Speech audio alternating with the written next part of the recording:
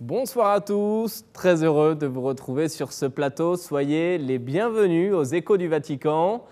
Nous sommes début novembre et comme chaque année, au début de ce mois, l'Église célèbre le 1er novembre la fête de la Toussaint. Le 2 novembre, elle célèbre la mémoire de tous les fidèles défunts et le 3 novembre, le Saint-Père célèbre au Vatican une messe pour les évêques et les cardinaux décédés dans l'année. Je vous propose donc de revivre la célébration de chacune de ces fêtes, présidée à Rome par le pape François. Le 1er novembre, en la solennité de la Toussaint, le Saint-Père a récité la prière de l'Angélus. Et à cette occasion, devant les fidèles rassemblés place Saint-Pierre, le pape a voulu faire passer un message. Les béatitudes ne sont pas pour des surhommes, mais pour ceux qui vivent les épreuves de tous les jours. Autrement dit, les saints ne sont pas des modèles parfaits, mais des personnes traversées par Dieu. Dans sa réflexion, le pape rappelle que la solennité de la Toussaint est notre fête, pas parce que nous sommes bons, mais parce que la sainteté de Dieu a touché notre vie. Pas besoin donc d'être un surhomme ou d'agir avec éclat, non. Les saints respirent comme nous l'air pollué par le mal, mais ils ne perdent jamais de vue le chemin tracé par Jésus, celui indiqué par les béatitudes. Les béatitudes sont la carte de la vie chrétienne, car l'évangile est une route du bonheur, d'où son nom qui signifie bonne nouvelle. Le bonheur n'est pas d'avoir quelque chose ou de devenir quelqu'un, répète d'ailleurs François. Non, insiste-t-il, le vrai bonheur est d'être avec le Seigneur et de vivre pour aimer. Ainsi, en cette Toussaint, on ne célèbre pas seulement les saints du calendrier, mais tant de frères et sœurs de la porte d'à côté que nous avons peut-être rencontrés et connus. C'est une fête de famille, de tant de personnes simples et cachées qui aident Dieu à faire aller le monde de l'avant, et il y en a tant. Les saints d'hier et d'aujourd'hui sont pauvres en esprit, nous dit la première béatitude. Ils ne vivent pas pour le succès, le pouvoir et l'argent, mais croient que le Seigneur est le trésor de la vie, que l'amour envers le prochain est la véritable source de richesse. Ce n'est pas dans la reconnaissance que l'on trouve le bonheur, mais dans le Seigneur. C'est seulement avec lui, avec amour, qu'on vit comme des bienheureux. Au lendemain de la Toussaint, le 2 novembre, jour des morts, le pape a présidé la messe pour commémorer les fidèles défunts. Au cimetière militaire américain de Nettuno, au sud de Rome, le Saint-Père a d'abord déposé une rose blanche sur quelques stèles. Le pape s'est ensuite recueilli en silence au milieu des tombes, dont celle d'un soldat inconnu, d'un Italo-américain et d'un juif. Ensuite, en célébrant la messe, dans son homélie, le pape a réclamé la fin de la guerre, rappelant que ce jour des morts est un jour d'espérance, mais aussi de larmes. Nous tous sommes rassemblés dans l'espérance que notre Rédempteur est vivant et qu'à la fin il se dressera sur la poussière des morts. Cette espérance de rencontrer Dieu de nouveau, de se retrouver tous comme des frères, ne déçoit pas, poursuit le pape. Mais l'espérance, admet François, plonge souvent ses racines dans les douleurs humaines, et le Saint-Père d'ajouter « plus jamais la guerre, plus jamais ce massacre inutile ». Ce refus des conflits, nous devons le redire aujourd'hui, alors que le monde est une nouvelle fois en guerre et qu'il se prépare même à y aller encore plus fortement. Le souverain pontife dénonce alors l'orgueil de cette humanité qui n'a pas appris les leçons et semble ne pas vouloir les retenir. Il rappelle toutes ces fois où les hommes sont convaincus en entrant en guerre de porter un monde nouveau, de provoquer un printemps. Et cela finit en un hiver méchant, cruel, avec le règne de la terreur et de la mort. Demandant de prier spécialement pour les jeunes défunts du cimetière, le pape a également une pensée pour les victimes de cette guerre par morceaux qu'il n'a de cesse de dénoncer. Prions aussi pour les morts d'aujourd'hui, les morts de guerre, les enfants aussi, innocents. Voilà le fruit de la guerre, la mort. En conclusion, le pape se tourne donc vers le Seigneur, lui demandant la grâce de pleurer.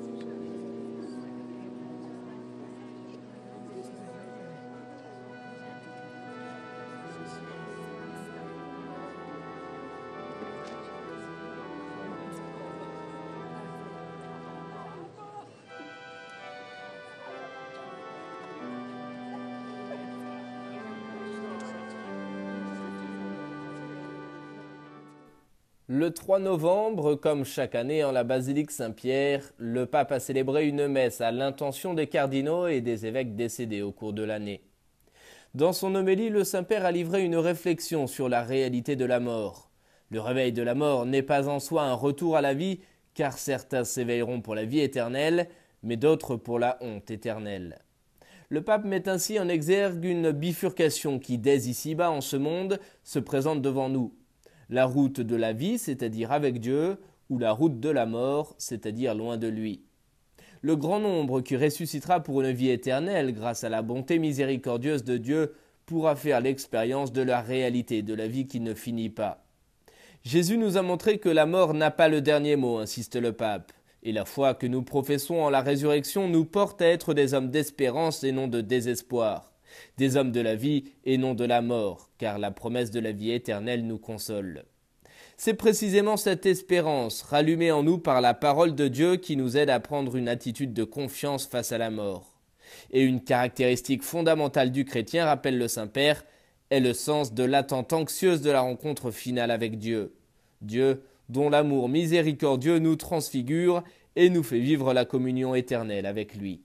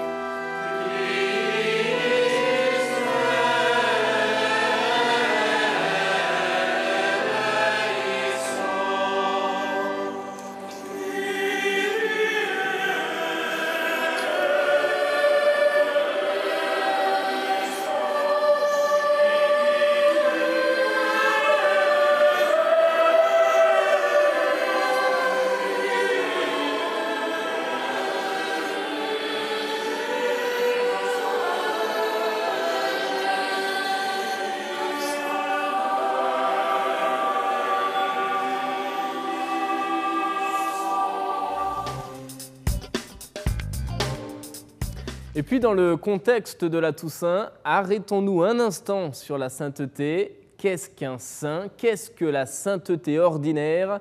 Le père Nicolas Buter répond à ces questions. Il est le modérateur de la fraternité Eucharisstein et il est au micro de Radio Vatican.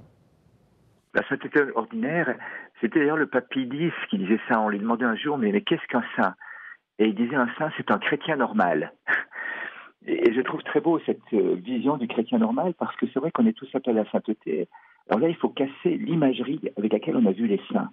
On a, dans la géographie, dans la description des saints, montré des phénomènes extraordinaires, montré une héroïcité des vertus, comme on le dit toujours, et elle appartient justement à la sainteté, mais comme un fruit. Il faudrait réécrire toutes les vies des saints pour partir du moment où les saints font l'expérience de leur pauvreté, de leur vulnérabilité, de leur incapacité. Justement, la sainteté, c'est pas tant celle que je fais à la force du poignet, c'est surtout pas celle-ci, c'est celle que Dieu me donne. Kadosh en hébreu, qui veut dire saint, on a souvent traduit comme séparé. Or, le mot hébraïque signifie plutôt la communication de la vie.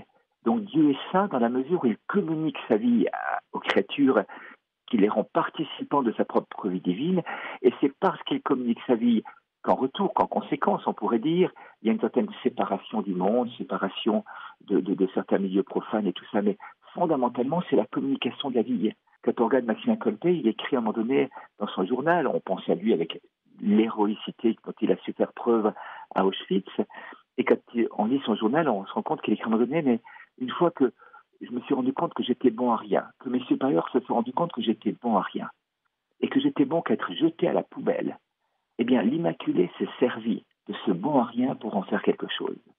Et l'image qu'il prend, il dit, imaginons un grand peintre qui voudrait faire un beau tableau avec un balai tout pourri. Je suis ce balai, le grand peintre et l'Immaculée. Donc la sainteté commence par une pauvreté acceptée, offerte, et une grâce de Dieu qui fait éruption dedans. On a l'impression, en vous écoutant, qu'il y a une espèce d'incompréhension vis-à-vis de la sainteté. Pourquoi? On a un grand problème avec la sainteté pour deux raisons. La première, c'est qu'on a une vision phénoménologique de la sainteté par des phénomènes, des expressions, des attitudes qui ne sont que le fruit d'une communication de la vie divine.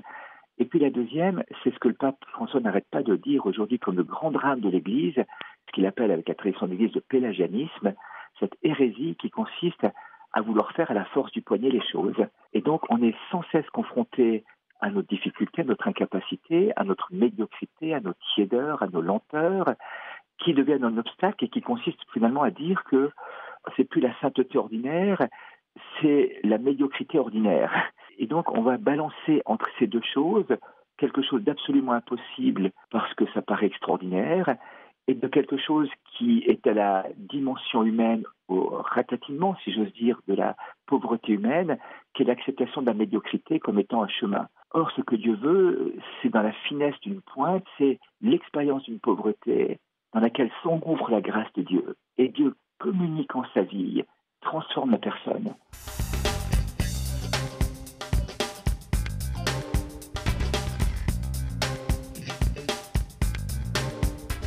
Chers amis, le monde a besoin de saints et nous tous, sans exception, nous sommes appelés à la sainteté. N'ayez pas peur. Les universités catholiques face au phénomène migratoire, c'est le thème d'une conférence internationale organisée à Rome il y a quelques jours. À l'issue de cette rencontre, le Saint-Père a reçu en audience la Fédération internationale des universités catholiques. Le pape les encourage notamment à renforcer leur engagement à travers la recherche, l'enseignement et la promotion sociale. Lors de sa rencontre avec la Fédération internationale des universités catholiques, le pape a d'abord voulu saluer la mission de cette organisation. Dans son discours, il a relevé 3 points pour une contribution renforcée des universités catholiques. La recherche d'abord, en harmonisant toujours la recherche scientifique avec la recherche théologique pour mettre en dialogue la foi et la raison. Ces universités, dit le pape, sont appelées à entreprendre d'autres études sur les causes lointaines de la migration forcée dans le but de trouver des solutions pratiques, même à long terme.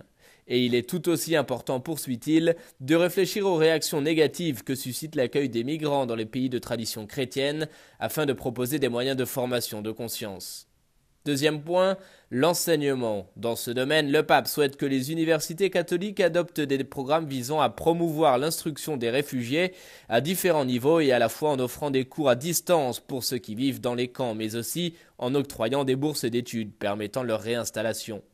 Le Saint-Père exhorte par ailleurs les membres des universités catholiques à éduquer leurs élèves, qui pour certains sont de futurs leaders politiques, chefs d'entreprise et responsables culturels, à une lecture attentive du phénomène migratoire dans une perspective de justice et de co-responsabilité. Troisième et dernier point, la promotion sociale. Là-dessus, le pape voit l'université comme une institution qui doit jouer un rôle de conscience critique à l'égard du pouvoir politique, économique et culturel. Les universités, conclut le pape, peuvent jouer leur rôle d'acteurs privilégiés, y compris dans le domaine social. Cette fin de semaine également, le pape a reçu au Vatican les salariés de Sixt, l'agence allemande de location de véhicules. L'entreprise est engagée notamment dans des actions en faveur des enfants démunis. Le pape a donc évoqué ses œuvres de charité. Il encourage notamment les salariés et les dirigeants à servir le bien commun. On écoute un résumé de cette rencontre. En recevant le groupe Sixt au Vatican, le pape a salué leurs œuvres de charité. La fondation Drying Little Tears, sécher les petites larmes, a été créée en 2011 par la femme d'affaires allemande Regine Sixt afin de venir en aide aux enfants vulnérables à travers la construction de jardins d'enfants, la rénovation d'orphelinats, l'expansion d'écoles ou d'hôpitaux pédiatriques. Dans son discours, le pape encourage ces actions. C'est une façon, dit-il, de suivre dans votre travail professionnel une noble vocation en vous laissant interroger par un sens plus large de la vie, c'est-à-dire en ne s'attardant pas sur le succès personnel ou les gains, mais en cherchant continuellement à servir vraiment le bien commun, avec l'effort de multiplier et de rendre plus accessible à tous les biens de ce monde. La fondation de Sixt contribue avec des projets concrets de charité à contrecarrer la culture de l'exclusion et aide à construire une société plus humaine, a souligné le pape. Il les a enfin encouragés à poursuivre leur activité avec la conviction que la tendresse de Dieu se reflète de façon particulière dans les enfants innocents qui ont besoin d'attention et de soutien. Et puis, ce dimanche, comme chaque dimanche, le Saint-Père récitait la prière de l'Angélus, place Saint-Pierre. Il s'est arrêté sur l'évangile du jour, Jésus recadrant les pharisiens qui disent mais qui ne font rien et qui pourtant courent après les honneurs. Il ne doit pas en être ainsi pour les disciples du Christ. C'est ce qu'affirme le pape. Nous sommes tous frères, dit-il, et nous devons mettre nos qualités au service des autres. On écoute un résumé de sa réflexion.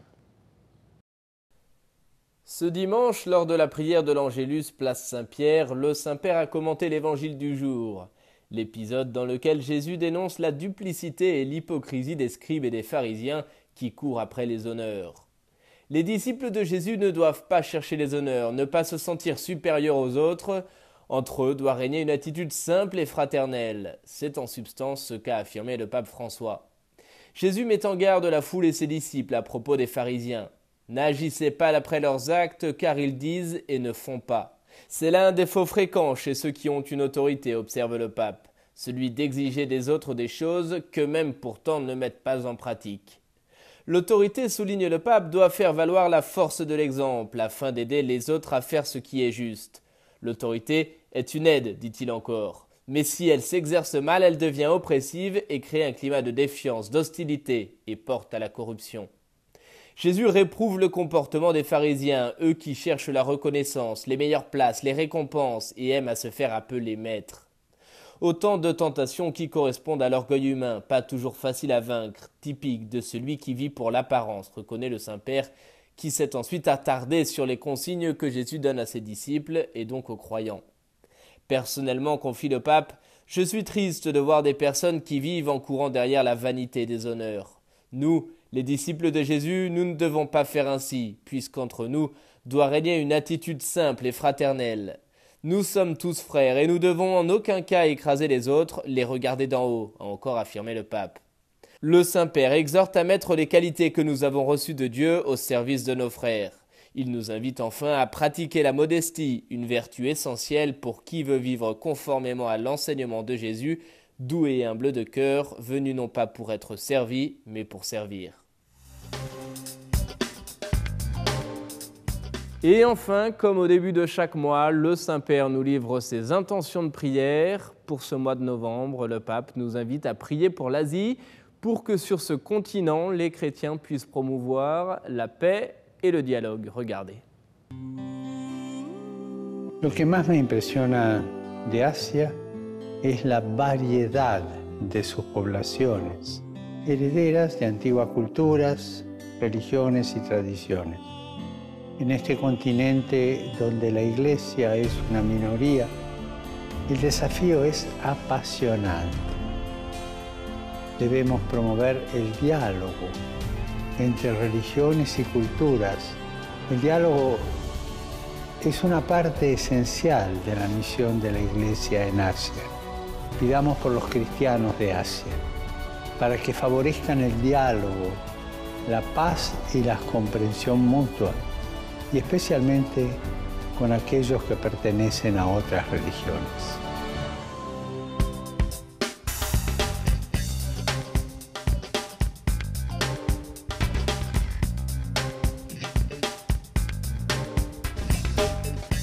Aujourd'hui, prions pour tous les défunts, pour tout le monde, mais en particulier pour ces jeunes qui meurent chaque jour dans les combats de cette guerre par morceaux. Nous prions aussi pour les morts d'aujourd'hui, les morts de la guerre, les enfants, les innocents. C'est le fruit de la guerre, la mort. Que le Seigneur nous donne la grâce de pleurer.